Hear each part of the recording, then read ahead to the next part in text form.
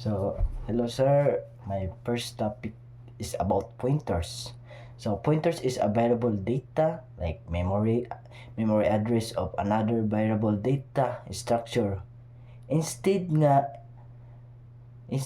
ang actual nga data ang paagi sa pointers like programa or mga gamit gamit sa direktang access sa memories og makapanimula niini ang mga importante kaayo nga para sa efficiency nga pagdumala sa mga memory nga na sir og gigamit usab kini sa dynamic data structures sama sa linked list, trees, graphs, and diin nga gidak-on sa struktura like sa mga data mahimong pag-usab sa panahon sa pagdagan sa mga programa. Main pointers ang main points of a pointer sir is like stores memory address. So store memory address, a pointer holds the address of like another variable or not the actual data. So second is direct memory access is allows to the program to like allows to sa pag-access and manipulate sa mga memory efficiently. So pag-support sa dynamic structure essential ang third is dynamic structure. So essential for na mga like sa kuan sa mga for data structure like sa ang gingon kuan gain na is linked list or nga trees and graphs. So ang ikapat sir is establish flexibility. So makatabang siya sa pag-creating sa mga function that can modify variables or outside the tree scopes. So ang ikalima sir is crucial for memory management. So mo use siya sa allocating and freeing sa mga memory dynamically.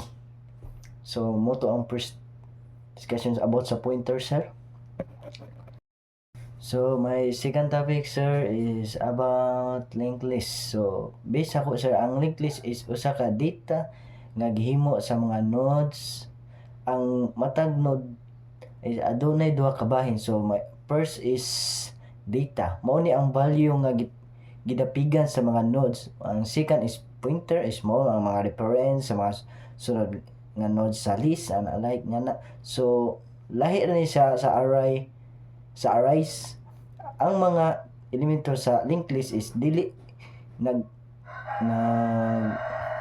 nagtapok o sa nagsunod-sunod nga memory sa location. This mao nga ang list sa kadako sa mga kagamay or dynamically. So ang mga bintay sa mga linked list is dynamic sa kadakon dali ra magdungan o makuha ang mga nodes nga walay problema sa mga memory allocation. So ang ikaduha is efficiency sa mga insertions or deletions.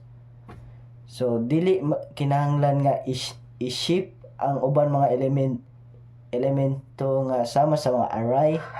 So ang third sir is flexible nga paggamit sa mga memorya nga gigamit lang kung kinahanglan siya gamiton sir. So mao to sir ang second topic nako sir about sa linked list. So my last topic sir is about binary search. So based ako sir ang binary search sir is efficient searching algorithm to use to find the position of a target elements in the sorted array or list. It's worked by the repeated dividing the research in the interval in the half. So my first example ako sir is mag-start with the entire sorted array. Ano sir, second example ako sir is find the middle element.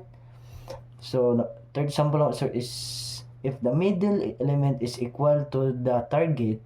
So ang pag-search mo sir is successful siya. So my fourth example sir is if the target is smaller, continue gyapon sa searching sir in the left half. So fifth example sir is if the target is larger, continue gyapon sa searching sir in the right. Pero in the right na siya sir. Mo to siya sir ang fifth example sir. Ang last example sir is repeat step step 2 and step 2 to 5 until the target is found or interval is empty. So ma-apply na ko siya sa real life sir is pananglitan sir sa tinuod nga kinabuhi. Nga na to sir.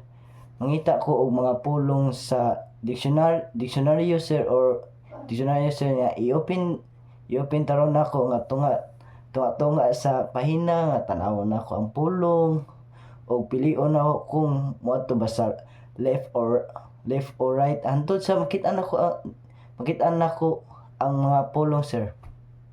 Marto sir akong tulo ka topic sir